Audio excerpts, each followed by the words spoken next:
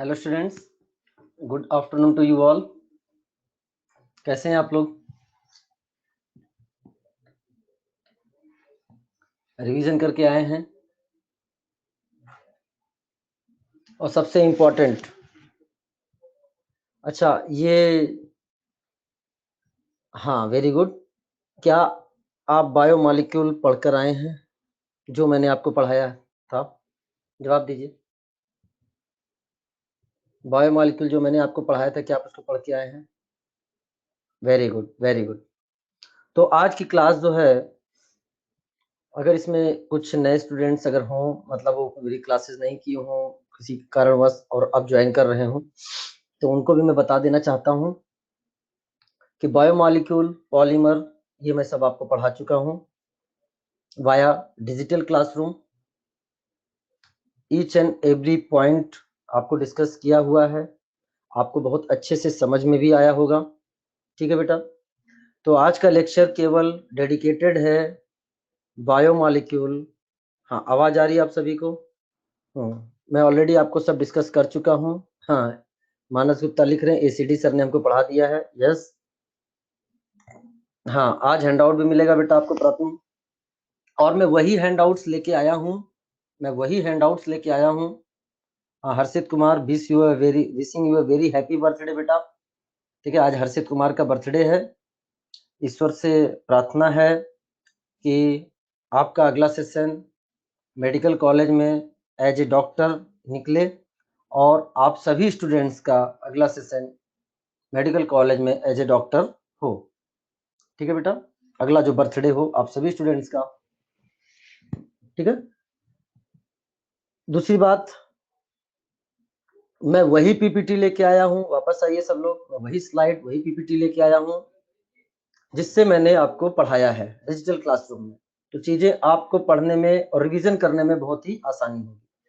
तो चलिए class start करते हैं, एक फास्ट रिवीजन होगा। संदेश यादव का भी बर्थडे है आज बेटा, आपको भी विशिंग में वेरी हैप्पी बर्थडे। ठीक है, हाँ, अगला बर्थडे आपका भी मेडिकल कॉलेज में एज ए डॉक्टर हो। ठीक है, स्पेशल कह रहे आज हनुमान जी का भी बर्थडे है। हाँ, आप सभी को हनुमान जयंती की हार्दिक शुभकामनाएं। ठीक है चलिए वापस आइए। तो कुल कहने का मतलब ये है कि जिस भी चैप्टर, अच्छा बताइए रिवीजन कराना जरूरी है क्या? रिवीजन कराऊं या रहने दूं, क्योंकि मैं आपको पढ़ा चुका हूं। हाँ, रिवीजन कराना है। तो अब क्या होगा, हाँ, इससे क्या है कि आप चीजों को बहुत अच्छे से, जो भी पढ़ा है फास्ट रिवीजन के थ्रू आप उसको लेके चलेंगे। तो जिस भी चैप्टर का मैं यहाँ रिवीजन कराऊंगा, वो चैप्टर आपको पहले बाया डिजिटल क्लासरूम देख कर आना है, उसके बाद ही रिवीजन में बैठना है, तभी चीजें आपको सही से समझ में आएंगी। ठीक है, चलिए। तो अगर बायोमॉलिक्यूल में बात करें, तो बायोमॉलिक्यूल्स में carbohydrate, protein and amino acid, vitamin, hormones and nucleic acid, हाँ, इन सब के बारे में हमें डिस्कस करना है। स्लाइड आ गई है, जवाब दें। हाँ, तो बायोमॉलिक्यूल में बेटा हम लोग को carbohydrate, protein and amino acid, vitamin, hormone and nucleic acid से रिलेटेड चीजों को रिवाइज करना है, क्योंकि क्लास में हम ऑलरेडी इसको पढ़ चुके हैं। सबसे पहले कार्बोहाइड्रेट की बात करें, तो ये वही पीपीटी लेके आया हूँ, आपको नजर आ रहा होगा, जिससे मैंने आपको क्लासरूम में पढ़ाया है। क्या ये वही है? यस, चीजें आपको समझने में भी और भी आसानी होगी। तो कार्बोहाइड्रेट, जिन्हें पहले बोला गया हाइड्रेट्स ऑफ कार्बन, हाँ, इन्हें पहले बोला गया हाइड्रेट्स ऑफ कार्बन, तो बोला गया कि जो इस जनरल फार्मूला को फॉलो करेगा वो कार्बोहाइड्रेट होगा। लेकिन ऐसे बहुत सारे कंपाउंड थे जो इस फार्मूले को फॉलो करते थे और कार्बोहाइड्रेट थे, लाइक ग्लूकोज, जो इस फार्मूले जनरल फार्मूला को फॉलो करते थे लेकिन कार्बोहाइड्रेट नहीं थे, लाइक एसिटिक एसिड। लेकिन कुछ ऐसे भी कंपाउंड थे जो इस फार्मूले को फॉलो नहीं करते थे और वो कार्बोहाइड्रेट थे, लाइक रेमनोज। तो बाद में बोला गया, आप इसको तो रिवीजन की तरह से लीजिए, बाद में बोला गया कि वे कंपाउंड जो पॉलीहाइड्रोक्सी एल्डिहाइड एंड कीटोन होते हैं और ऑप्टिकली एक्टिव होते हैं, यानी ऑप्टिकली एक्टिव पॉलीहाइड्रोक्सी एल्डिहाइड या कीटोन होते हैं, या फिर ऐसे बड़े मैक्रोमोलेक्यूल जिनके हाइड्रोलिसिस के बाद वह smaller unit of optically active polyhydroxy aldehyde या कीटोन देते हैं, उन्हें हम कार्बोहाइड्रेट बोलेंगे। जैसे पॉलीसेक्राइड मैक्रोमोलेक्यूल है, हाइड्रोलिसिस के बाद ऑलिगोसेक्राइड में जाता है। ऑलिगोसेक्राइड का जब हम हाइड्रोलाइसिस करते हैं तो वो मोनोसेक्राइड में टूटता है, और मोनोसेक्राइड की हाइड्रोलिसिस करने पर उसका फर्दर हाइड्रोलिसिस नहीं होता, यानी मोनोसेक्राइड आपका सिंपलेस्ट कार्बोहाइड्रेट होता है। इन्हें हम सेक्राइड भी बोलते हैं, और ये स्वीट इन टेस्ट होते हैं, इसलिए इन्हें हम शुगर बोलते हैं। तो chemically optically active polyhydroxy aldehyde या कीटोन को हम लोग क्या बोलेंगे? कार्बोहाइड्रेट बोलेंगे। सबसे पहले अगर हम मोनोसेक्राइड की बात करें, इसमें बहुत सारी चीजें लिखी हुई हैं, मैं सब चीजों को ना बोलते हुए केवल कीवर्ड को ही एक्सप्लेन करूंगा, ठीक है बेटा। तो ये जैसे हाँ, ये एल्डोज भी हो सकते हैं, ये कीटोज भी हो सकते हैं। ओज, ओज का क्या मतलब है? ओज का मतलब होता है ये सफिक्स ऑफ कार्बोहाइड्रेट है। अगर नाम के आगे ओज आ जाए तो समझ लो कार्बोहाइड्रेट की बात हो रही है, जैसे glucose, fructose, mannose, galactose, ribose, ribulose etcetera.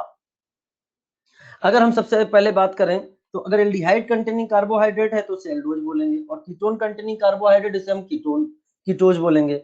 Aldo triose का मतलब एल्डिहाइड कंटेनिंग 3 कार्बन का ओज, मतलब कार्बोहाइड्रेट जिसे बोलते हैं ग्लिसरॉल्डिहाइड।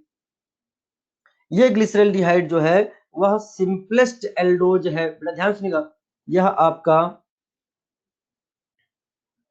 सिंपलेस्ट एल्डोज है, यानी सिंपलेस्ट आपका क्या है? ये कार्बोहाइड्रेट एल्डोज का। अब यह दो प्रकार से हम इसको दिखा सकते हैं, डी ग्लिसरॉल्डिहाइड और एल ग्लिसरॉल्डिहाइड। डी और एल आपको बताया, अगर OH लास्ट कैरल सेंटर पे RHS है तो कैपिटल डी, और अगर ये LHS है तो कैपिटल एल, और एक ही कंपाउंड का कैपिटल डी, एक ही कंपाउंड का कैपिटल एल आपस में क्या होते हैं बेटा? इनएंसियोमर होते हैं। तो capital D and capital L form of a molecule are mirror image of one another, और ये क्या है? आपके इनएंसियोमर है, ये आपकी क्या बेटा? इनएंसियोमर है, ये भी मैं आपको बता चुका हूँ, ठीक है। चलिए, इसमें कायरल सेंटर है, देखिए ऑप्टिकली एक्टिव भी है, पॉलीहाइड्रोक्सी भी है, ये सब मैं एक्सप्लेन कर चुका हूँ वैसे आपको, और एल्डिहाइड भी है। चलिए, एल्डोटेट्रोज का मतलब क्या है? एल्डिहाइड कंटेनिंग 4 कार्बन का ओज, मतलब कार्बोहाइड्रेट। और इराइथ्रो और थ्रियो मैंने आपको पढ़ाया था, erythro similar group on same side, याद करो, यहाँ OH सेम साइड में आपको नजर आ रहा है, तो इराइथ्रो से इरिथ्रोज बना है, और ये अनसिमेट्रिकल कंपाउंड के लिए ही वैलिड था, मैंने आपको बताया था। तो बेटा क्या है? ये देखिए, ये आपका RHS है लास्ट कायरल सेंटर पे, तो ये डी इराइथ्रोज है, तो उसका मिरर इमेज क्या होगा? एल इराइथ्रोज, ये आपस में क्या होंगे? एनेंसियोमर होंगे। तो उसी तरह से आप थ्रियोज में देखिए, ये क्या है? सिमिलर ग्रुप अपोजिट साइड में है, तो ये थ्रियोज है, लास्ट कायरल पे ये RHS है OH, तो ये डी थ्रियोज हो गया। तो उसका मिरर इमेज क्या होगा बेटा? एल थ्रियोज। और ये नीट में क्वेश्चन आया हुआ है, वहां उसने इनके स्ट्रक्चर दिए थे और इनके नाम पूछे गए थे बेटा आपके। यह क्वेश्चन आपको आइसोमर वाले चैप्टर में मिलेगा, जहां आइसोमर वाला चैप्टर था वहां पे मॉड्यूल में मिलेगा। चलिए नेक्स्ट, एल्डोपेंटोज 5 कार्बन का एल्डिहाइड कंटेनिंग कार्बोहाइड्रेट, ठीक है। तो बेटा यहाँ पे क्या है? ये देखिए, ये है डी राइबोज। अच्छा, राइबोज RI का मतलब ट्रिक बताता हूँ, राइट। सारे कायरल सेंटर पे जो OH है वो राइट है, तो इसे बोलते हैं डी राइबोज, तो इसे बोलते हैं डी राइबोज, ठीक है। चलिए, अब अगर हमने पहले कायरल सेंटर पर OH को लेफ्ट कर दिया तो हो जाता है अरेबिनोज, और लास्ट कायरल पे चूंकि ये RHS है इसलिए डी वाला फॉर्म है। ये डी जो होता है ये यहाँ से पता चलता है, और मैंने आपको पढ़ाते समय शायद होमवर्क भी दिया था, पढ़ाते समय मैंने आपको होमवर्क भी दिया था। क्या होमवर्क दिया था बेटा? कि ये मैं कैपिटल डी फॉर्म बना रहा हूँ राइबोज और अरेबिनोज का, आपको इसका एल खुद बनाना है, आपने बना लिया होगा, वेरी गुड, बेहतरीन। इसका मिरर इमेज बनाइए। एल्डोहेक्सोज जो कि बहुत ही वेल नोन हमें पढ़ना है, इसका एग्जांपल है ग्लूकोज, और नेचुरल अकरिंग ग्लूकोज जो होता है वो डेक्स्ट्रो रोटेटरी होता है, इसलिए इसे हम डेक्स्ट्रोज के नाम से भी जानते हैं, डेक्स्ट्रोज के नाम से भी जानते हैं इसको बेटा। तो इसमें जो कायरल सेंटर पर OH है वो कैसे बेटा? देखो, ये राइट है, ये लेफ्ट है, ये राइट है, ये राइट है, तो राइट लेफ्ट राइट राइट। एक ही कंपाउंड का कैपिटल डी, उसी कंपाउंड का कैपिटल एल, क्या होता है बेटा? क्या होता है? जवाब दो, क्या होता है? केवल लास्ट कायरल पे चेंज। कोमल देवी ने क्या सेंड किया है? बेहतरीन बेटा, कोमल देवी ने मुझे पिक्चर सेंड कर दिया है कि सर देखिए मैंने बना लिया है। बेटा आपको लिख देते कि हमने बना लिया है, इस पर भी हम आप पे विश्वास कर देते। बहुत अच्छा आप लोगों ने नोट्स बनाया इसका, ठीक है, बेहतरीन बेटा। चलो हाँ, एक ही कंपाउंड का आप पिक मत भेजिए क्योंकि इससे आपका थोड़ा सा टाइम डेविएट होता है, बट हाँ तारीफ है आपकी। एक ही कंपाउंड का कैपिटल डी, उसी कंपाउंड का कैपिटल एल, आपस में क्या होता है, इनएंसियोमर।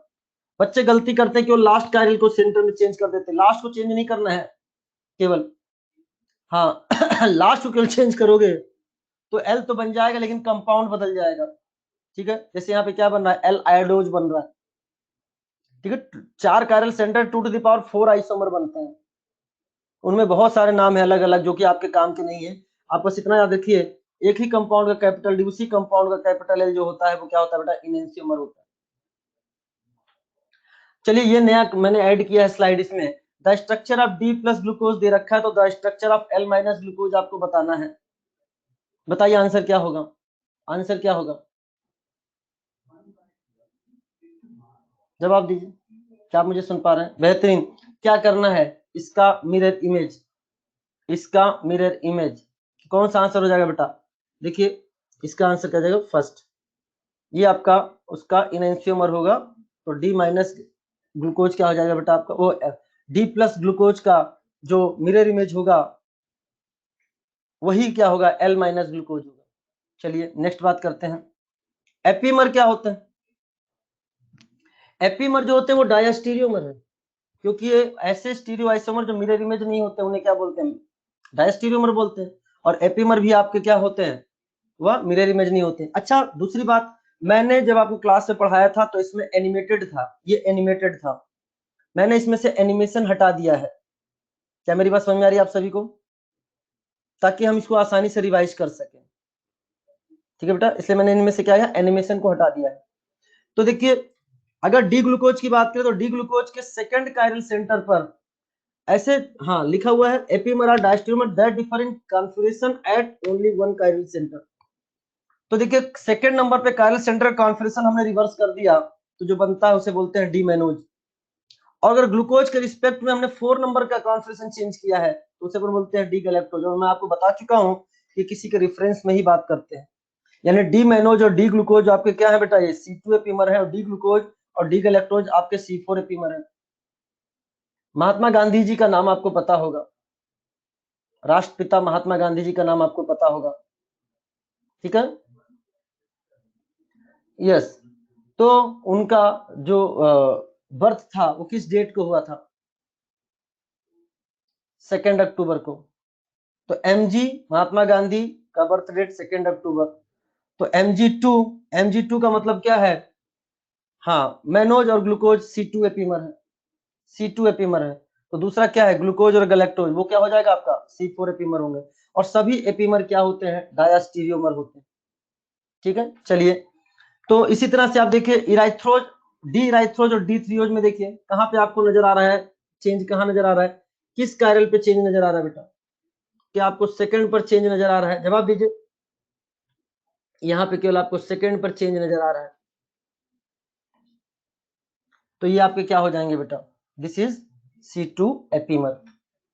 अब एनोमर की बात करते हैं तो हमने सबसे पहले ये सब भी आपको देखिए पूरा डिस्क्राइब्ड है। एल्डिहाइड की रिएक्शन जब हम एल्कोहल के साथ कराते हैं तो अगर 1 मॉलिक्यूल ऑफ एल्कोहल इन्वॉल्व हो रहा है तो किसका फॉर्मेशन हो जाता है, हेमी एसिटल का फॉर्मेशन होता है। क्या ये मैं आपको पढ़ा चुका हूं, जवाब दीजिए। हेमी एसिटल का फॉर्मेशन होता है, हेमी मतलब एक ही कार्बन पर OH एंड OR, और एसिटल मतलब एल्डिहाइड से बना है, तो उसे अपन क्या बोलते हैं बेटा, एसिटल बोलते हैं। और हेमी एसिटल जो है, ये देखिए बेटा यहाँ पर भी क्या होता है, जो डी प्लस ग्लूकोज है, डी प्लस ग्लूकोज बहुत सारे OH हैं, 5वें नंबर का OH जब एक नंबर के कार्बोनाइल ग्रुप के साथ रिएक्शन करता है तो आपका हेमी एसिटल का फॉर्मेशन होता है, हेमी एसिटल का फॉर्मेशन होता है। देखिए यहाँ पर ये देखिए ये OH है और ये देखिए ये O है और यहाँ पे R है, तो OH और OR आपको नजर आ रहा होगा, तो ये हेमी है और ये एल्डिहाइड से आया हुआ है, ये H बता रहा है, तो क्या हुआ, ये हेमी एसिटल है। और उसी हेमी एसिटल कार्बन को हमारे कार्बोहाइड्रेट केमिस्ट्री में किस नाम से बुलाया जाता है, बताओ बेटा, एनामेरिक कार्बन के नाम से बुलाया जाता है, ठीक है, एनामेरिक। पहचानने का दूसरा आसान तरीका क्या है, एनामेरिक कार्बन वो कार्बन होता है जो 2 ऑक्सीजन से अटैच्ड हो, दो ऑक्सीजन से अटैच्ड हो, तो बेटा देखो बेटा, क्या यह एक ऑक्सीजन यहाँ नजर आ रहा है और एक ऑक्सीजन यहाँ नजर आ रहा है, क्या दो ऑक्सीजन से अटैच्ड है कि नहीं बेटा? तो बहुत आसान है। हाँ, ऐसा कार्बन जो दो ऑक्सीजन से डायरेक्टली अटैच्ड हो। और ये जो कॉर्नर नजर आ रहा है, ये कॉर्नर कार्बन को रिप्रेजेंट नहीं करते, ये भी मैं आपको बता चुका हूँ। क्या मेरी बात क्लियर हो रही है आप सभी को? हाँ, ये सारी चीजें आपको ध्यान में रखनी है बेटा। ठीक है बेटा, चलिए। हाँ, वे ऑफ रिप्रेजेंटेशन है, मधुकर ने बोला है। चलिए, तो अब ये जो स्ट्रक्चर आपके सामने बना है, इसमें ये हेमिसिटल कार्बन है, ये एनोमेरिक कार्बन है, और उस पर जो ये है, इसे पर बोलते हैं एनोमेरिक हाइड्रोक्सिल ग्रुप। ये आपका हो गया एनोमेरिक हाइड्रोक्सिल ग्रुप। यह एनोमेरिक हाइड्रोक्सिल ग्रुप अगर राइट साइड में है, राइट साइड में है, तो उसे अपन बोलते हैं अल्फा इस प्रोजेक्शन में। और अगर वो आपका लेफ्ट साइड में है, कौन? ये आपका एनोमेरिक हाइड्रोक्सिल ग्रुप।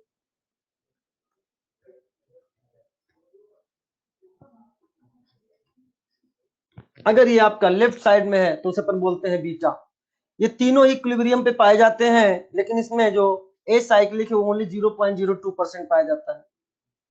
अल्फा 36% और बीटा 64% पाया जाता है, यानी बीटा इज मोर स्टेबल। और इनका मेल्टिंग पॉइंट भी आपको याद रखना है, ये एनसीईआरटी से दे रखा है बेटा, समझ में आया? तो चाहे इनका परसेंटेज हो जाए, चाहे इनका परसेंटेज हो जाए, चाहे इनका मेल्टिंग पॉइंट हो जाए, बीटा का ही ज्यादा होता है, बीटा का ही ज्यादा होता है। क्या मेरी बात क्लियर होगी आप सभी को? और एसाइक्लिक बहुत ही नॉमिनल पाया जाता है, 0.02%। और जो एनोमर होते हैं वो एपीमर भी होते हैं, क्योंकि एपीमर में केवल एक कायरल सेंटर पर चेंज होता है। तो यहाँ पर भी केवल क्या है, C1, यहाँ पर केवल उस पर ही खाली कॉन्फिगरेशन पे चेंज नजर आ रहा है। एक बार OH राइट है, एक बार OH लेफ्ट है। तो सभी एनोमर क्या होते हैं आपके, एपीमर भी होते हैं, सारे एनोमर एपीमर भी होते हैं। क्या मेरी बात क्लियर हो रही है आप सभी स्टूडेंट्स को? अच्छा बताओ, जो अभी आपको जो अभी आपको एनोमरिक कार्बन नजर आ रहा है, वो पहले क्या हुआ करता था? कार्बोनाइल कार्बन था। यानी किसी कार्बोहाइड्रेट का जो कार्बोनाइल कार्बन होता है, वही किस में चेंज होता है बेटा? एनोमरिक कार्बन में चेंज होता है। अपन बोल सकते हैं ऑल एनोमर्स आर एपीमर, सभी एनोमर्स क्या होते हैं आपके? एपीमर होते हैं।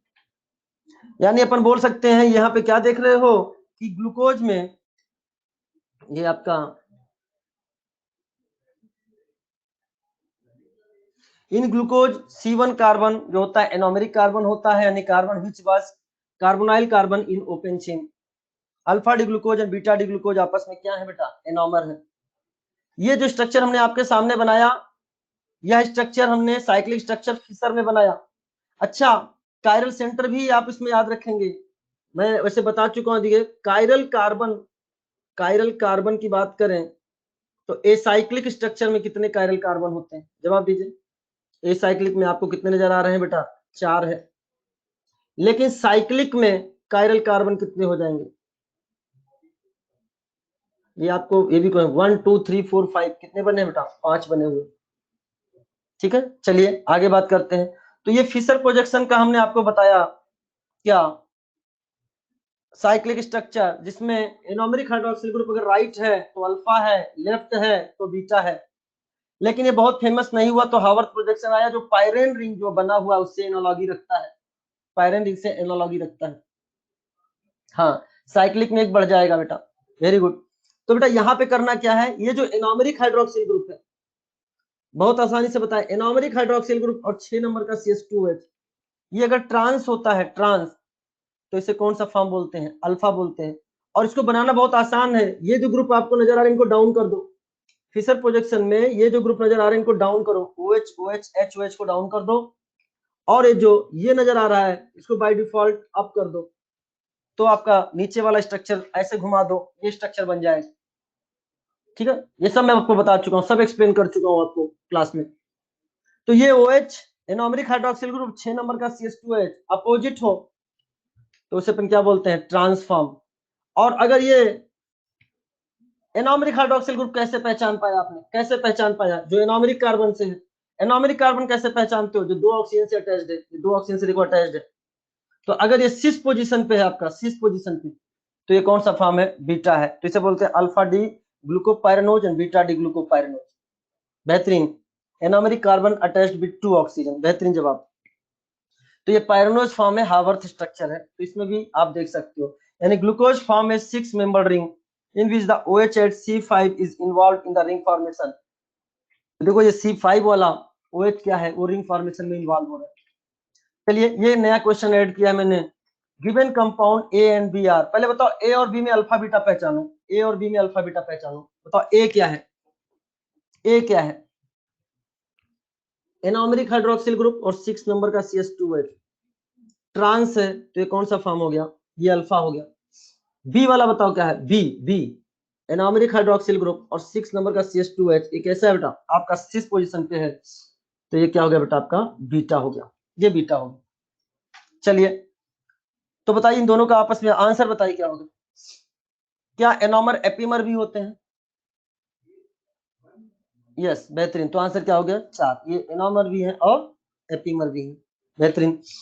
कीटोहेक्सोस फ्रक्टोज नेचुरल एक्टिंग जो आपका फ्रक्टोज होता है वो लेवलोज होता है, लिबोरेटरी होता है। इसमें क्या होता है बेटा, पांचवा हाइड्रोक्सिल ग्रुप, पांचवें कार्बन का hydroxyl group second carbonyl compound के साथ क्या करता है बेटा, साइक्लिक का फॉर्मेशन करता है। यानी similar to glucose fructose also exist in 2 cyclic form which are obtained by the addition of OH at C5 to the carbonyl, thus the ring form is a 5 member ring, 5 member ring का formation होता है। Fructose में कितने chiral centre हैं, fructose में कितने chiral centre हैं? Very good, 3। अच्छा नाम के आगे अल्फा बीटा लगा जाए, अल्फा बीटा लिख दे नाम के आगे, तभी वो साइक्लिक मानना। ग्लूकोज बोलूं a cyclic, alpha beta glucose बोलूं साइक्लिक। समझ में आया बेटा, ये सब चीज मैं आपको एक्सप्लेन कर चुका हूँ। यहाँ पे देखो बेटा, यहाँ पे कितना हो जाएगा, 1 2 3 4, साइक्लिक में कितना हो गया, 4 हो गया, एक ज्यादा हो जाएगा। तो anomeric carbon in glucose C1, anomeric carbon in fructose C2। क्यों C2 बोला यहाँ पे, क्योंकि जो आज एनोमेरिक कार्बन है, कैसे पता चला एनोमेरिक, ये एनोमेरिक कार्बन है, ये एनोमेरिक कार्बन है, कैसे पता चला एनोमेरिक कार्बन, ये आपका, हाँ ये एनोमेरिक, क्योंकि 2 ऑक्सीजन से अटैच्ड है, एक ये ऑक्सीजन, ये ऑक्सीजन। चलो बेटा, तो एनोमेरिक जो आज एनोमेरिक कार्बन है वो पहले क्या हुआ करता था, कार्बन, यानी किसी भी कार्बोहाइड्रेट में जो कार्बोनाइल कार्बन होगा, कार्बोनाइल ग्रुप जहां जिस नंबर पे होगा वही उसका एनोमेरिक बनेगा। तो anomeric carbon in glucose is C1 and in fructose is C2। चलिए अब ये फिशर में था, इसको अब हमने हावर्थ में बनाया, वही तरीका, इसको डाउन कर दो तो देखो OH डाउन आ गए, OH डाउन आ गए, सब मैं समझा चुका हूं मैं आपको। और CH2H को बाय डिफॉल्ट अप कर दो, रिवीजन चल रहा है। फ्यूरॉन के एनोलॉगी है तो फ्यूरनोज बोलेंगे, फ्यूरनोज बोलेंगे। अच्छा इसमें अल्फा बीटा कैसे देखा, ये एनोमेरिक हाइड्रोक्सिल ग्रुप है, कैसे पता चला, कैसे एनोमेरिक कार्बन से है, कैसे पता चला, ये 2 ऑक्सीजन से अटैच्ड है, एक इधर और एक इधर, 2 ऑक्सीजन से अटैच्ड है। तो ये एनोमेरिक हाइड्रोक्सिल ग्रुप और 6 नंबर का CH2H कैसा नजर आ रहा है आपको, ट्रांस है, और ट्रांस है तो ये कौन सा फॉर्म आपके सामने है बेटा बताइए, ये फॉर्म आपका हो गया अल्फा फॉर्म, ये आपका अल्फा फॉर्म है। और ये OH और CH2H कैसा है, यस सिस है, तो ये कौन सा फॉर्म है, बीटा फॉर्म। ये तरीका बहुत आसान तरीका है अल्फा बीटा देखने का, कभी आपको कोई कंफ्यूजन नहीं होगा। नाम क्या गया, अल्फा बीटा है तो वो साइक्लिक स्ट्रक्चर है। रिड्यूसिंग शुगर हम आपको बता चुके हैं टॉलेंस रिएजेंट में, reducing sugar reduces tolerance reagent, failing solution and Benedict solution। ठीक है बेटा, दूसरी चीज आप यहाँ पे भी देख सकते हो, मैं एक चीज और एक्सप्लेन कर देता हूँ यहाँ पे, हाँ अभी आगे आएगा बेटा, आगे आएगा, क्वेश्चंस के थ्रू मैं एक्सप्लेन करूंगा। चलिए रिड्यूसिंग शुगर जो होते हैं वो reduces Tollens reagent, Fehling solution और बेनेडिक्ट सोल्यूशन। तो चीजें तो बताया, टॉलेंस रिएजेंट इन सबका मीडियम क्या होता है, एल्कलाइन होता है, और एल्कलाइन मीडियम में वह यहाँ से H ले जाएंगे, वो माइनस बनाएगा, रिंग ओपन हो जाएगा और ये एल्डिहाइड ग्रुप फ्री हो जाएगा, सब मैं आपको एक्सप्लेन कर चुका हूँ। और क्या टॉलेंस के साथ टेस्ट दे देंगे। लेकिन नीचे देखिए बेटा, अगर इसी एनोमेरिक हाइड्रोक्सिल ग्रुप को आपने OR में बदल दिया, OR में, तो O माइनस नहीं बन पाएगा, और O माइनस नहीं बन पाया तो बताओ बेटा रिंग ओपन नहीं होगा, एल्डिहाइड नहीं बनेगा, तो बेटा क्या है, नॉन रिड्यूसिंग। यानी एक चीज याद रखना है कि ऑल मोनोसेक्राइड, ये याद रखिए, मैं आपको पहले भी बता चुका हूँ, ये तो मैंने लिखवाया बेटा, कि दुनिया के सारे मोनोसेक्राइड चाहे वो एल्डोज हो चाहे कीटोज हो वो रिड्यूसिंग होते हैं। ये मैंने आपको GOC2 में भी लिखा दिया था, ऑल मोनोसेक्राइड करके। ठीक है। तो यानी कुल मिला के हमें ऐसे रिएक्शन करके थोड़ी ना चेक करना है, हमें चेक क्या करना है कि अगर हमें रिंग स्ट्रक्चर दे रखा है, श्वेता ने लिखा एकदम सही लिखा बेटा, आयुष आनंद ने भी एकदम सही लिखा, बहुत सही, आप लोगों ने बहुत अच्छे से बायोमॉलिक्यूल पढ़ा है कि for ring check anomeric hydroxyl group, anomeric hydroxyl group को चेक करना है, अगर वो फ्री है तो क्या है, वो रिड्यूसिंग है। और एनोमेरिक हाइड्रोक्सिल ग्रुप कहां होगा, एनोमेरिक कार्बन पे, और जैसे कार्बन बॉन्डेड टू 2 ऑक्सीजन। ये क्वेश्चन देखिए, which of the following is non reducing sugar, non reducing sugar, तो बताओ बेटा पहला वाला रिड्यूसिंग क्यों हुआ, ये एनोमेरिक हाइड्रोक्सिल ग्रुप क्या है बेटा, यहाँ पे फ्री है। ठीक है, मैं सब ये आप ही का आपको पढ़ाया हुआ है बेटा, ये आपको पढ़ाया हुआ ही स्लाइड और पीपीटी है, ये सारी चीजें आपको रिवीजन के तौर पे ही दिख रही है। यहाँ पे देखिए बेटा, यहाँ पे भी एनोमेरिक हाइड्रोक्सिल ग्रुप क्या है, फ्री है। एनोमेरिक हाइड्रोक्सिल ग्रुप अगर आपको फ्री नजर आ रहा है, ये ये ये सब क्या है, रिड्यूसिंग है। लेकिन थर्ड में देखिए, यहाँ OR के फॉर्म में दे दिया हमने, तो ये क्या हो गया बेटा आपका नॉन रिड्यूसिंग। फोर्थ जो है मैंने चेयर फॉर्म में बनाया है, और चेयर फॉर्म में देखिए ये एनोमेरिक हाइड्रोक्सिल ग्रुप है। कैसे पहचाना आपने चेयर फॉर्म में, चेयर फॉर्म भी पहचान लेते हैं आप, वाह क्या बात है। तो बेटा वहां कार्बन जो 2 ऑक्सीजन से अटैच्ड हो, ये देखो ये 2 ऑक्सीजन से अटैच है ना, तो ये एनोमेरिक कार्बन हो गया, ये एनोमेरिक कार्बन हो गया, और इस पर जो है ये एनोमेरिक हाइड्रोक्सिल ग्रुप है। ठीक है, तो ये रिड्यूसिंग है। अच्छा वन बताओ, वन वाला अल्फा है कि बीटा है, वन वाला अल्फा है कि बीटा है, जवाब दो। वेरी गुड, ये अल्फा है, कैसे पता चला, ये और ये ट्रांस है, कितना आसानी से जवाब दे दो। टू वाला क्या है, टू वाला, टू वाला क्या है, वेरी गुड, ये भी ट्रांस पोजिशन में, ये भी अल्फा है। अच्छा फोर्थ को, फोर्थ का बहुत आसान है कि मैंने आपको समझाया भी है, ये जो लाइन होता है ना, ये लाइन जो है ये इक्विटोरियल लाइन होता है, इसे बोलते हैं इक्विटोरियल, ये इक्विटोरियल लाइन होता है। ठीक है, तो अगर इक्विटोरियल लाइन पर OH है, इक्विटोरियल लाइन पर OH है, तो उसे अपन बीटा बोलते हैं। देखिए मैंने आपको बोनस में, रिवीजन बोनस में आपको 2 और क्वेश्चन दिए हैं। ठीक है, तो ये वाला जो है, ये देखिए ये OH, ध्यान सुनना बेटा। अच्छा ये रिड्यूसिंग है कि नॉन रिड्यूसिंग है, पहले बताओ। ये एनोमेरिक कार्बन है, एनोमेरिक कार्बन से ये एनोमेरिक हाइड्रोक्सिल ग्रुप है, तो ये भी आपका क्या होगा, ये आपका रिड्यूसिंग है, ये आपका रिड्यूसिंग हो गया। और ये जो लाइन होता है बेटा, ये दिस इज एक्सियल, ये एक्सियल है। अगर ये रिंग है तो रिंग के एक्सिस में एकदम परपेंडिकुलर होता है, उसे अपन क्या बोलते हैं बेटा, परपेंडिकुलर से एक्सियल। तो अगर एक्सियल पर OH होता है तो A for axial, A for alpha, ये आपका अल्फा है। वैसे मैंने आपको एक्सप्लेन किया है, ये क्लास में एक्सप्लेन किया है जब मैंने इक्विटोरियल बीटा बताया था।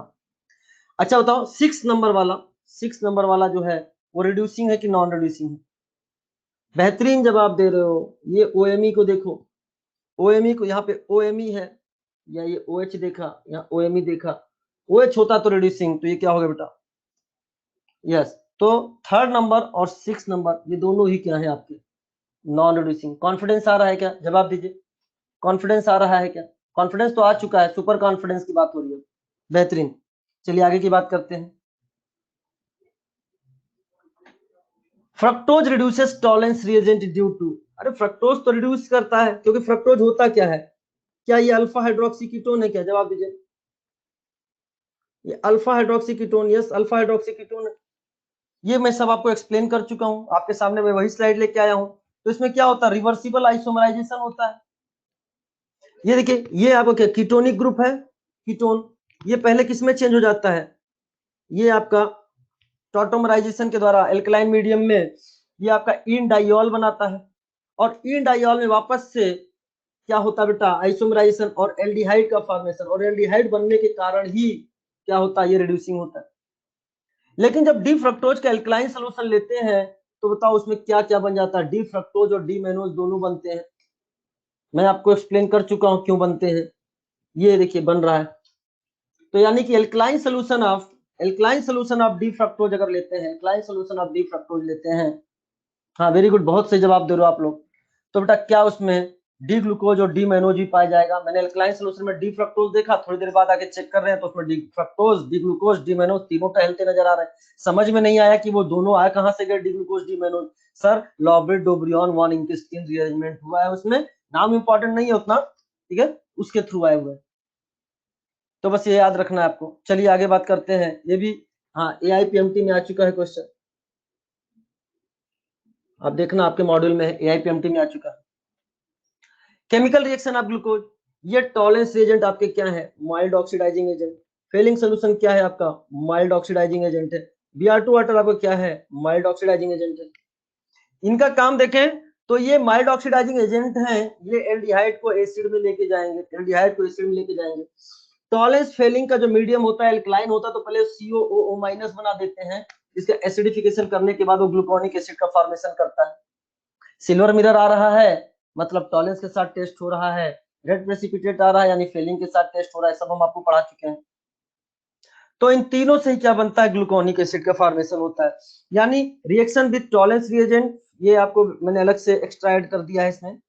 Reaction with Tollens reagent, Fehling solution and bromine water indicates that the carbonyl group present in aldehyde group. क्योंकि जो mild oxidising agent bromine water भी है, एल्डिहाइड को एसिड में और कीटोन के साथ रिएक्शन नहीं करता है। तो ग्लूकोनिक एसिड बना है, ग्लूकोनिक एसिड बना है तो मतलब क्या है, ये देखो इसका एल्डिहाइड और एल्कोहल दोनों ग्रुप है, इसको कंडेंस फॉर्म में मैंने ऐसे लिख दिया है, ये देखिए होल 4 है। तो ये एल्डिहाइड को ऑक्सीडाइज करते हैं लेकिन प्राइमरी अल्कोहल ग्रुप को ऑक्सीडाइज नहीं करते। तो इनसे जो ग्लूकोनिक एसिड बना है उससे ये पता चल गया है कि यस इनके पास कार्बोनाइल ग्रुप है, और वो कौन सा वाला ग्रुप है, एल्डिहाइड ग्रुप है। एक्चुअली क्या है, ऐसे थोड़ी ना स्ट्रक्चर के हमने माइक्रोस्कोप में अल्ट्रा माइक्रोस्कोप में चेक किया और मुझे ग्लूकोज का स्ट्रक्चर नजर आ गया, ऐसे नहीं होता है। हमें कई सारे रिएक्शंस कराने होते हैं, बहुत सारे एक्सपेरिमेंट करने होते हैं, बहुत सारे स्पेक्ट्रोस्कोपिकल मेथड से एनालाइज करना होता है। आपने नाम सुना होगा IR, इंफ्रारेड स्पेक्ट्रोस्कोपी, या जो आप MRI पढ़ते हो उसका बेसिक होता है NMR एटसेट्रा, बहुत सारी चीजें हैं, UV स्पेक्ट्रोस्कोपी, बहुत सारी स्पेक्ट्रो मास स्पेक्ट्रोस्कोपी, बहुत सारे स्पेक्ट्रोस्कोपिकल मेथड होते हैं, उनके द्वारा इनका स्ट्रक्चर एलुसिडेशन किया जाता है, तब पता चलता है कि अच्छा यह स्ट्रक्चर इस तरीके से है। उसका थोड़ा सा पार्ट आपके एनसीईआरटी में दे रखा है रिएक्शंस के थ्रू। तो इन रिएक्शन से हमको पता चला ग्लूकोनिक एसिड जब बना कि यस इसमें क्या है, ये एल्डिहाइड है, ये अननोन कंपाउंड, स्ट्रक्चर अभी भी नहीं पता चला, ये पता चला कि हाँ इसमें एक एल्डिहाइड ग्रुप होगा। जब हम इसकी HNO3 के साथ रिएक्शन कराते हैं तो साइक्रिक एसिड या ग्लूकारिक एसिड बनता है, साइक्रिक एसिड या ग्लूकारिक एसिड बनता है। और जब ग्लूकोनिक एसिड के साथ, इधर देखें, जब ग्लूकोनिक एसिड के साथ हम HNO3 की रिएक्शन कराते हैं, ये स्ट्रॉन्ग ऑक्सीडाइजिंग एजेंट होता है, ये प्राइमरी अल्कोहल और एल्डिहाइड को ऑक्सीडाइज करता है। ये केवल ये इस तरह का स्ट्रॉन्ग ऑक्सीडाइजिंग एजेंट है जो केवल प्राइमरी अल्कोहल और एल्डिहाइड को ऑक्सीडाइज करता है, और यहां से भी क्या बना देता है, ग्लूकारिक एसिड या साइक्रिक एसिड का फॉर्मेशन कर देता है। तो reaction with HNO3 indicate the presence of primary alcohol group in glucose. कैसे बेटा, ध्यान से सुनो। जब हमने टॉलेंस के साथ रिएक्शन कराया तो ग्लूकोनिक एसिड बन गया। ग्लूकोनिक एसिड से ये तो पता चल गया कि हाँ एसिड ग्रुप आया तो वो एल्डिहाइड से आया होगा, लेकिन अभी ये नहीं पता चला कि उसमें जो बाकी के ग्रुप में क्या ग्रुप है, इनके बारे में कुछ पता नहीं चल पाया अभी। तो हमने HNO3 की रिएक्शन करा दी किस पे, ग्लूकोनिक एसिड से, तो देखा कि एक और COOH लग गया, यहां पर एक और लग गया, यानी एक और किससे आया होगा, सेकेंडरी अल्कोहल तो नहीं, वो ऑक्सीडाइज नहीं होगा HNO3 से, प्राइमरी अल्कोहल हो जाएगा। यानी प्राइमरी अल्कोहल को इसने ऑक्सीडाइज कर दिया होगा। तो इससे हमें पता चल गया कि HNO3 के साथ रिएक्शन हो रहा है, यानी प्राइमरी अल्कोहल का पता चला। अब इतना पता चल गया इन रिएक्शन से कि इनके पास ये दो ग्रुप हैं। चलिए, जब हमने ये ऑक्सीजन का दुश्मन हमने आपको बताया था रेड फास्फोरस HI या HI हीट के साथ रिएक्शन कराई, एनसीईआरटी HI हीट भी लिखता है, तो अगर आप ग्लूकोज फ्रक्टोज के साथ अगर HI हीट लिखा मिल जाए तो उसको रेड फास्फोरस HI हीट ही ट्रीट करना है, तो नॉर्मल हेक्सेन बनता है। और ये रिएक्शन क्या इंडिकेट करता है, अब जाके पता चला कि भाई ग्लूकोज में 6 कार्बन है, वो भी स्ट्रेट चेन में है। This reaction suggest that all carbon must link in a straight chain. क्या मेरी बात क्लियर हो रही है आप सभी स्टूडेंट्स को? तो चाहे फ्रक्टोज लो चाहे ग्लूकोज लो, नॉर्मल हेक्सेन का फॉर्मेशन होगा। और अगर सोडियम अमलगम ले लो तो सॉर्बिटॉल या ग्लूसिटॉल बनता है, इसमें सारे ग्रुप रिड्यूस हो जाते हैं, मतलब सारे तो एल्कोहल ही हैं, SCHO भी क्या है, एल्कोहलिक ग्रुप में रिड्यूस हो जाता है। क्या आप मेरी बात समझ पा रहे हो? क्या रिवीजन का फायदा मिल रहा है कि नहीं, आपको जवाब दीजिए। कुछ चीजें और क्रिस्टल क्लियर हो रही होंगी, कुछ चीजें और क्रिस्टल क्लियर हो रही हैं। तो जब भी मैं रिवीजन कराऊंगा, एक बात ध्यान से सुनना, ये रिवीजन आपके लिए रामबाण तभी साबित हो पाएगा जब आप पहले से जो मैंने क्लास में पढ़ाया है उसको करके आएंगे, उसको पढ़कर आएंगे, तब आप समझेंगे कि उसके अलावा मैंने उसमें क्या कुछ और ऐड किया है, तब आप समझ पाओगे। अगर आप आ गए ऐसे कि नहीं चलो सर रिवीजन कराएंगे, आपको समझ में नहीं आने वाला है। क्या मेरी बात क्लियर हो रही है आप सभी स्टूडेंट्स को? जवाब दीजिए। तो आप पहले पढ़ के आइएगा, और जो पढ़कर आएगा मैं गारंटी देता हूं, आपने क्लास अटेंड करा 99.9% आप परफेक्ट हो गए।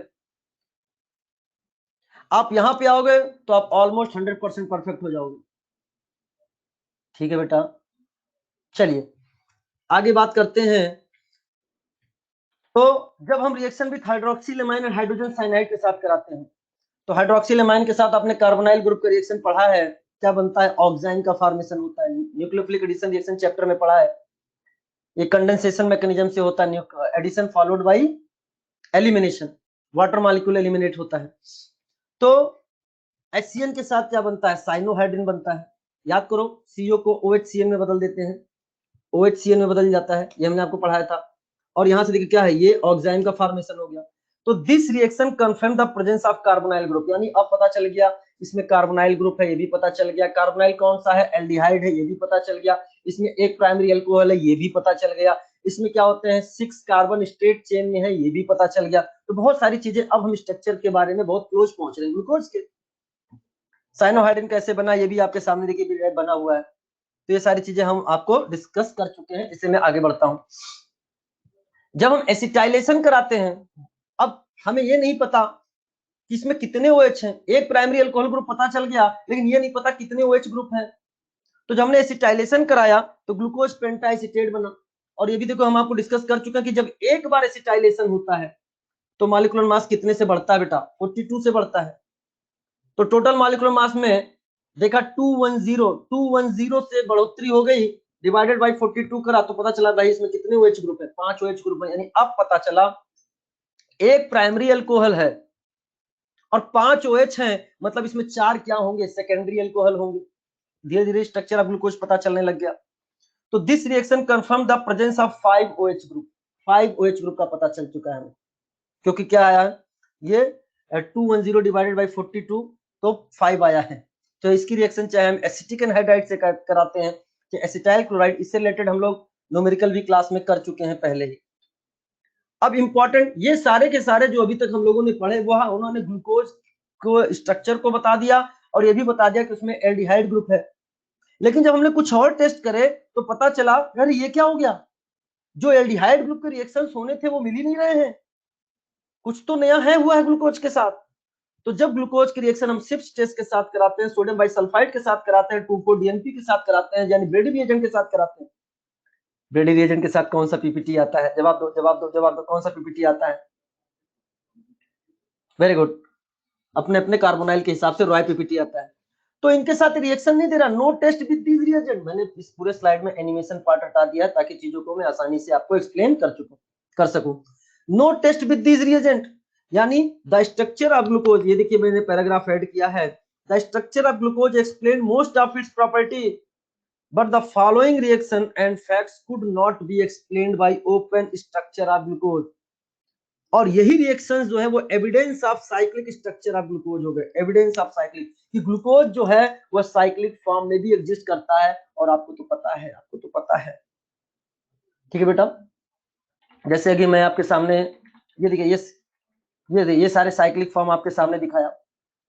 क्या मेरी बात क्लियर हो गई? अच्छा, मैं अगर आपसे इसमें एक चीज और ऐड करना चाहूं कि बीटा फॉर्म की स्टेबिलिटी अल्फा फॉर्म से ज्यादा होती है क्या? जवाब दो, वायन में जवाब दो।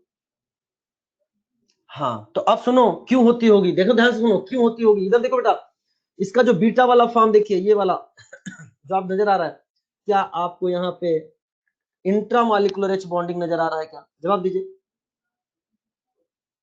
इंट्रामॉलिक्यूलर एच बॉन्डिंग नजर आ रहा है? वायन में जवाब दीजिए। यस, इसीलिए ये भी एक रीजन क्या है, beta is more stable then alpha. क्या मेरी बात क्लियर हो रही है बेटा? हाँ है ना, यही बहुत क्लोज होते हैं बेटा, 3 डायमेंशनल होता है। आपका कहोगे सर यहाँ पे भी तो 2 OH बहुत पास पास नजर आ रहे हैं अल्फा वाले में। नहीं बेटा, वो पास पास नहीं है, वो आपको पास पास दिख रहे हैं, वो आपको पास पास दिख रहे हैं।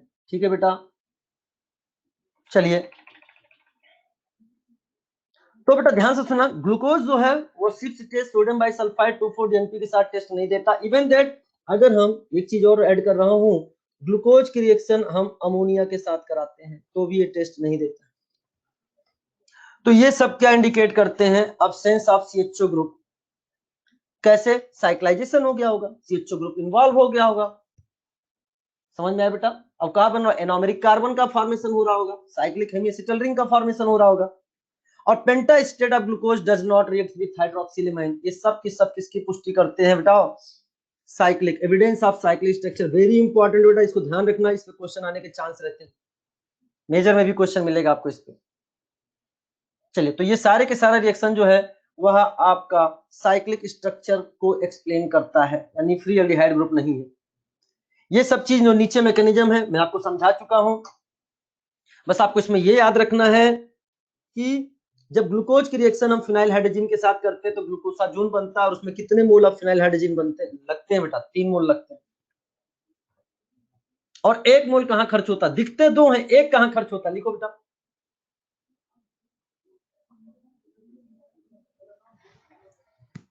वेरी गुड, 1 ऑक्सीडेशन में। बेहतरीन, यानी आपने अच्छे पढ़ा है। किसने लिख दिया रिडक्शन? अस्मा बेटा, ऑक्सीडेशन लिखो बेटा, ठीक है, बेहतरीन। तो डी फ्रक्टोज की बात, डी फ्रक्टोज भी जो है बेटा ध्यान सुनना, इसमें भी कितना है? देखो 3 क्या लग रहा है यहाँ पे, देखो 3 मोल लग रहा है। और डी ग्लूकोज हो चाहे डी मैनोज हो या डी फ्रक्टोज हो, इससे बनने वाला ओसाजोन सेम होता है, यानी ओसाजोन केवल 1-2 पोजीशन पे बनते हैं, 1-2 पोजीशन पे। अच्छा 1-2 पर ही क्यों ओसाजोन बनते हैं, इसका रीजन बताओ। रिवीजन चल रहा है आपका, देख कौन सबसे पहले जवाब देता है। हाँ एकदम, हाँ वेरी गुड वेरी गुड। क्यों स्टेबल होता है? 1-2 पर ही स्टेबल क्यों होता है?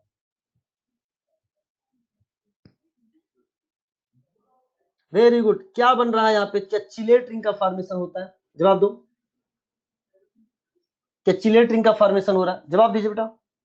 हाँ IMH, इंट्रामॉलिक्यूलर H बॉन्डिंग से क्या है? एक चिलेट रिंग का फॉर्म, यानी due to chelation, due to chelation, chelation के कारण। समझ में आया बेटा?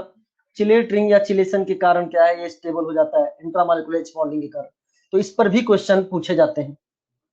तो डी ग्लूकोज, डी मैनोज और डी फ्रक्टोज से बनने वाला ओसाजोन क्या होता है? सेम होता है, जहां केवल 1-2 में चेंज है। चलिए, तो which of the following carbohydrate give same osazone? बहुत आसान है, बहुत आसान है। देखिए बेटा, इन सब में आप देख ही रहे हो। हाँ यहाँ देखिए, ये जो स्ट्रक्चर यहाँ पर देखिए, ये सिमिलर होना चाहिए, केवल 1-2 में चेंज होना चाहिए। इन सभी में ये सब सिमिलर है, इनसे ओसाजोन सेम है।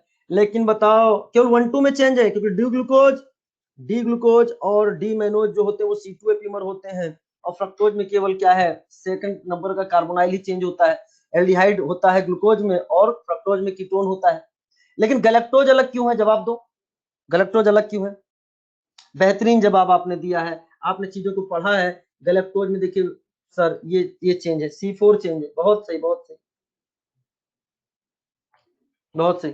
ये 4 नंबर का, तो ये जो हमने एलो किया है, हाईलाइट किया है, ये सेम होना चाहिए, तभी सेम ओसाजोन बनेगा। चलिए, अब बात करते हैं ऑलिगोसेक्राइड की।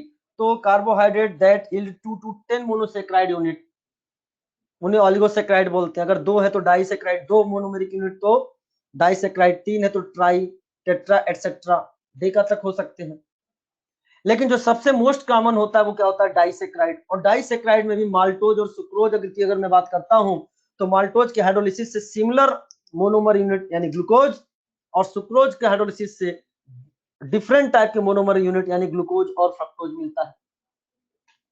अगर मैं बात करूं डाइसेक्राइड की, तो ये भी पूछा जाता है बेटा, कौन सा डाइसेक्राइड सिमिलर और कौन सा डिफरेंट मोनोमेरिक यूनिट दे रहे हैं। ठीक है, अगर डाइसेक्राइड बात करें तो सुक्रोज। अच्छा बताओ, क्या आपको ये वाला स्लाइड बहुत अच्छे से समझ में आया था? जवाब दीजिए। ये आपको दोनों में फर्क नजर आ गया था?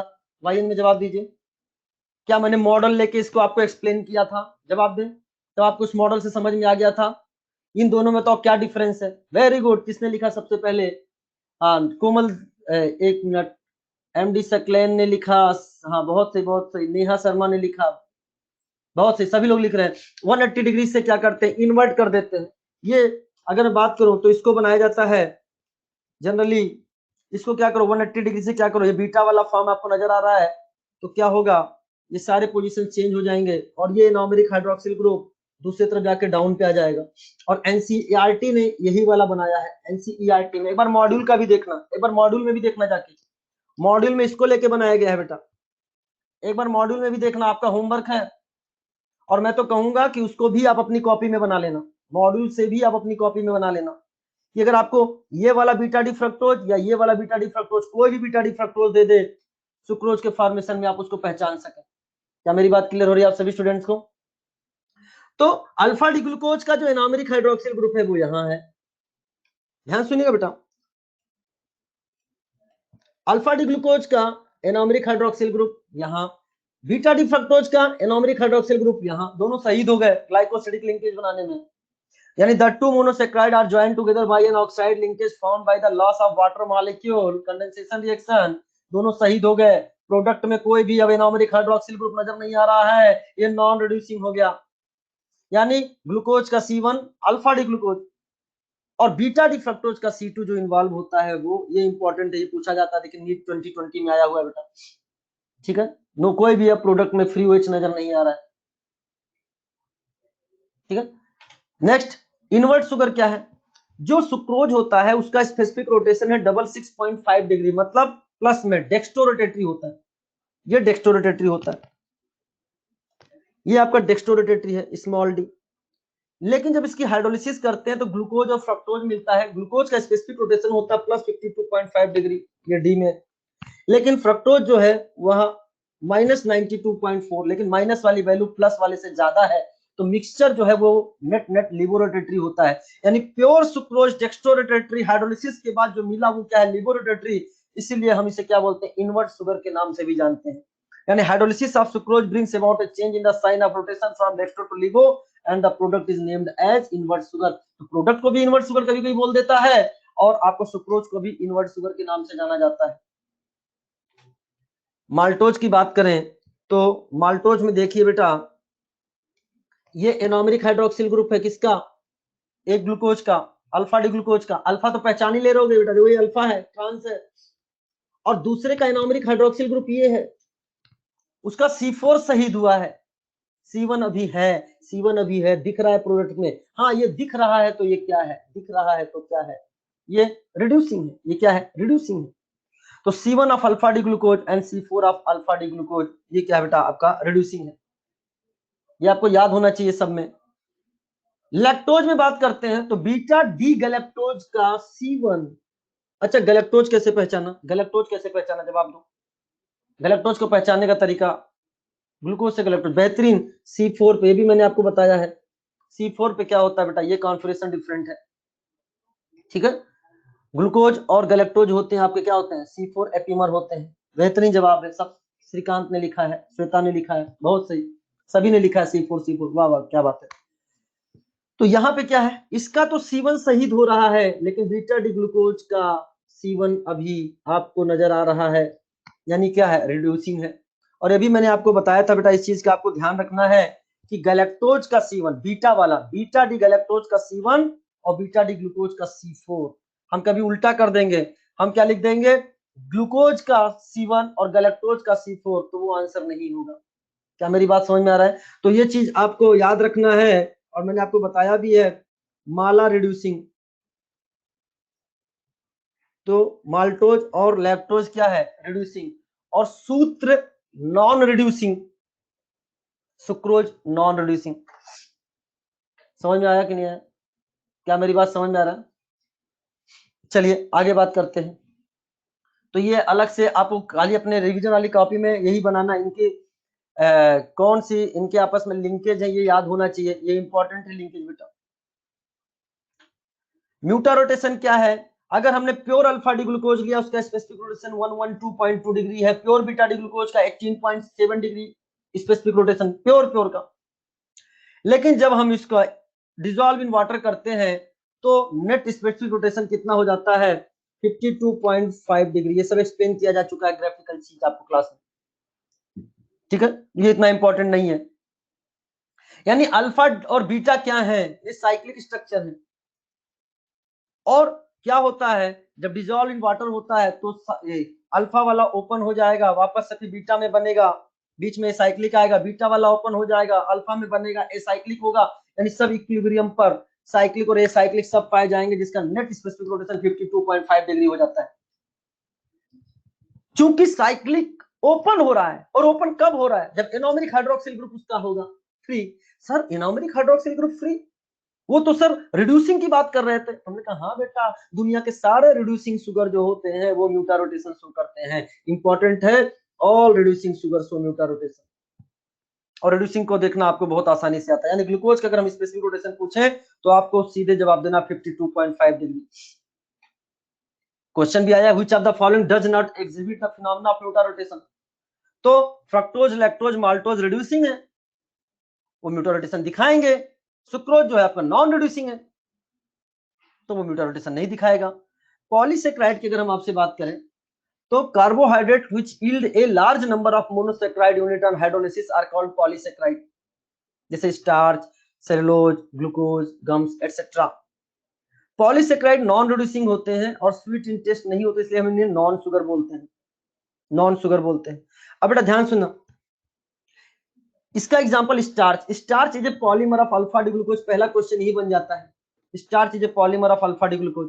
अच्छा सुनो, एक डाइसेक्राइड है, अभी आपने पढ़ा है, इसका नाम क्या है? माल्टोज। क्या अभी आपने पढ़ा है? जवाब दीजिए।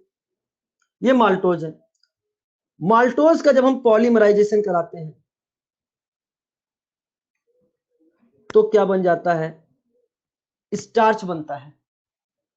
और माल्टोज किससे बनता है? माल्टोज किससे बनता है? जवाब दीजिए, तुरंत लिखिए।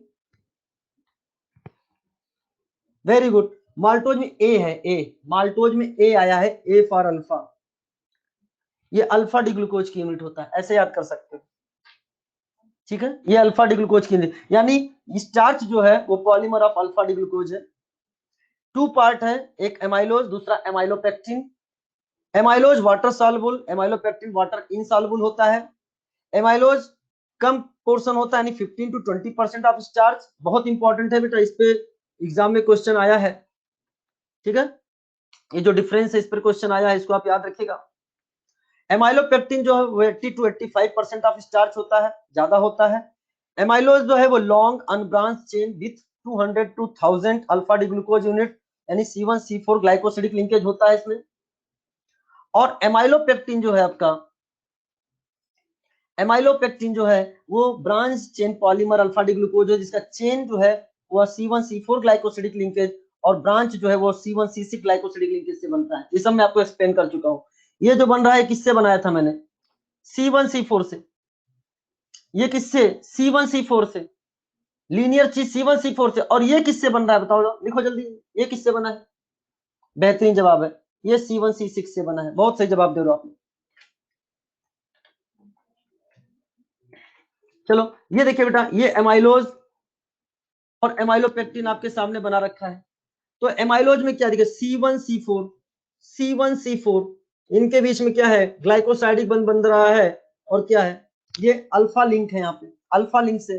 अच्छा अल्फा कैसे पहचान रहे हो बेटा? ध्यान सुनो, क्या ये CH2OH और यहाँ पर जो ये बॉन्ड बन रहा है ये ट्रांस नजर आ रहा है क्या? जवाब दो। क्या CH2OH 6 नंबर और ये क्या आपको ट्रांस नजर आ रहा है क्या? यस, इससे पहचान सकते हैं क्या कि ये अल्फा है। अच्छा एमाइलोपेक्टिन में देखो C1 और C4 जो है, C1C4, इससे क्या बन रहा है बेटा? ये अल्फा है। C1C4 क्या है? इससे क्या बन रहा है बेटा? ये अल्फा है। C1C4 ये क्या बन रहा है बेटा? ये अल्फा यूनिट को रिप्रेजेंट कर रहा है। लेकिन C1 और C6, ये C1 है और ये C6 है, इससे क्या बन रहा है? ब्रांच बन रहा है। ये अल्फा वाला जो C1C4 से चेन बन रहा था, और ये क्या है? ब्रांच बन रहा है। क्या मेरी बात समझ में आया? अच्छा ये वाला C1C6 को अल्फा कैसे पहचाना? ये CH2OH है, और देखो बेटा ये क्या आपको नजर आ रहा है? क्या ट्रांस नजर आ रहा है क्या? जवाब दीजिए, क्या ट्रांस नजर आ रहा है? ये तरीका है पहचानने का, अगर स्ट्रक्चर दे दो तो भी आप पहचान सकते हो कि लिंक अल्फा है कि बीटा है। ये सब ट्रांस में है तो ये सब अल्फा है। The difference between amylose and amylopectin is, तो एमाइलोपेक्टिन में क्या है? अल्फा लिंकेज होता है, C1C4 भी होता है, C1C6 भी होता है। सेकंड और थर्ड ऑप्शन में जैसे बीटा आया हटा दो, बात ही नहीं करना है। स्टार्च में अल्फा होता है और ग्लूकोज होता है, गैलेक्टोज की तो बात ही नहीं करनी है, तो आंसर क्या हो जाएगा बेटा? 1 हो जाएगा। सेलुलोज। अच्छा, सेलुलोज किससे स्टार्ट करने से पहले आपने शायद बायो में पढ़ा है, एक डाइसेक्राइड होता है, इसे बोलते हैं सेलोबायोज। पढ़ा है कि नहीं आप? सेलोबायोज पढ़ा है क्या? जवाब दीजिए।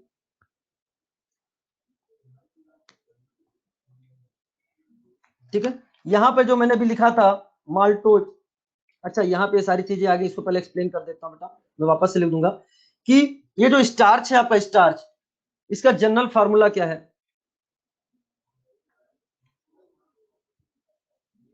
C6H10O5, C6H10O5। ठीक है, मैं यहाँ वापस से लिख दे रहा हूँ ये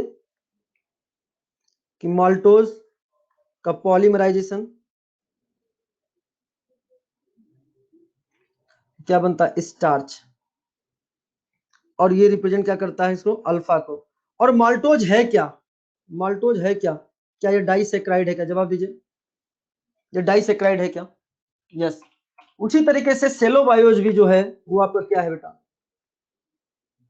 एक डाइसेक्राइड है। और सेलोबायोज में यहां से आपको क्या पता चला है? ये क्या है बेटा? ये बीटा, यानी ये polymer of beta D glucose होते हैं। सेलोबायोज से आपको पता चल जाएगा इससे पॉलीमराइजेशन से क्या बनता है? सेलुलोज का फॉर्मेशन होता है। तो इसमें C1C4 ग्लाइकोसिडिक लिंकेज होता है, most abundant organic substance in plant kingdom. कैसे पता चलेगा बीटा? बेटा बताओ, क्या यहाँ पे आपको 6 नंबर और ये लिंकेज जो आपको नजर आ रहा है, क्या सिस में नजर आ रहा है? जवाब दीजिए, क्या सिस में नजर आ रहा है? यस। तो ये क्या हो गया आपका? बीटा लिंक को रिप्रेजेंट करता है। Glycogen is similar to starch, animal starch बोलते हैं, क्योंकि एनिमल में क्या स्टोर्ड फूड मटेरियल होता है, यानी कुल मिला के सारी चीज वही है, अल्फा डी ग्लूकोज। लेकिन ये सिमिलर टू एमाइलोपेक्टिन होते हैं, लेकिन ज्यादा ब्रांच होते हैं। ब्रांचिंग ज्यादा इसलिए कि ज्यादा ग्लूकोज यूनिट इसमें आएंगी, क्योंकि ये एनिमल को चाहिए, एनर्जी के लिए इसका इस्तेमाल होता है।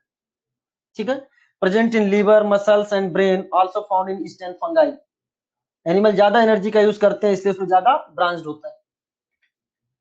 ये एनसीईआरटी से एक और चीज ऐड किया है कि commercially glucose is obtained by hydrolysis of starch by boiling it with dilute H2SO4 at 393 kelvin under pressure. मतलब स्टार्च या सेलुलोज जिसका जनरल फॉर्मूला दे रखा है, अगर इसको हाइड्रोलिसिस कराया जाए 393 केल्विन कम प्रेशर पे 2 to 3 ATM, तो किसका फॉर्मेशन हो जाता है बेटा? ग्लूकोज का फॉर्मेशन हो जाता है। क्या आपको मेरी इतनी बात समझ में आई? जवाब दीजिए वाईएन में, वाईएन में जवाब दीजिए। अब मेरे क्वेश्चन का जवाब दीजिए, क्या रिवीजन से फायदा हो रहा है? सही सही बताइएगा। अगर फायदा हो रहा है तो मैं इसे कंटिन्यू करूंगा। जरूर फायदा है, क्योंकि आपको कुछ और भी चीजें क्रिस्टल क्लियर हो रही होंगी। क्या मेरी बात क्लियर हो रहा है? लेकिन फायदा केवल उन्हीं को आएगा। हाँ, शुभजीत लिख रहे हैं कि सर ऐसा लग रहा है कि सब प्रिंट हो रहा है। हाँ, सब सब दिमाग में प्रिंट हो जाएगा। ये इसका फायदा आप तभी उठा पाओगे। और बेटा याद रखो, जब 33%, जहां 13 to 15 क्वेश्चन, मैं बता रहा हूं, जब 13 to 15 क्वेश्चन जहां ऑर्गेनिक के आने वाले हैं, उसमें से 3 से 5 क्वेश्चन, जनरली अभी 4 से 5 क्वेश्चन, यानी 4 क्वेश्चन तो पूछ ही रहा है, biomolecule, polymer, chemistry of life, environmental chemistry से, प्यूरिफिकेशन से। तो बेटा ये बहुत ही इंपॉर्टेंट है, बहुत ही इंपॉर्टेंट है। और ये तभी आप, मैं चाहता हूं कि इसमें से एक भी क्वेश्चन आप गलत करके ना आए। तो सबसे पहले आपको क्या करना है, ये तभी आप कर पाओगे, हमने कहा 4 से 5 क्वेश्चन आ रहे हैं, ये तभी आप कर पाओगे जब आप पहले से रिवीजन में रिवीजन का फायदा उठाओ। ये आपके लिए जैकपॉट है, वो तभी कर पाए। रिवीजन उन्हीं बच्चों के लिए अच्छा है जो पहले से डिजिटल क्लासेस में ये वीडियो देखकर आएंगे। क्या मेरी बात समझ में आ रही है बेटा?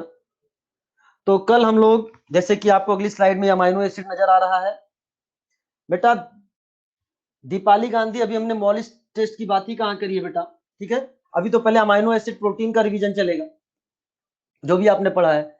तो कल अमाइनो एसिड प्रोटीन कंप्लीट करके हम पॉलीमर स्टार्ट कर देंगे। तो ये क्लियर कट इंडिकेशन है आप सभी के लिए, ठीक है, कि आप सभी लोग पॉलीमर को, जिन बच्चों ने अभी पॉलीमर का डिजिटल क्लास अटेंड नहीं किया है, वह उसको अटेंड करके आएंगे, क्योंकि पॉलीमर आपको क्लास में ही याद करा दूंगा, क्लास में ही याद करा दूंगा। याद हो ही चुका होगा आपको वैसे तो, पॉलीमर अगर जिन्होंने कर लिया है और भी अच्छे से हो जाएगा। और पॉलीमर उन्हीं को अच्छे से समझ में आएगा जो पहले से वो डिजिटल क्लास अटेंड करके आएंगे। तो इस रिवीजन का उन्हें बहुत फायदा मिलने वाला है।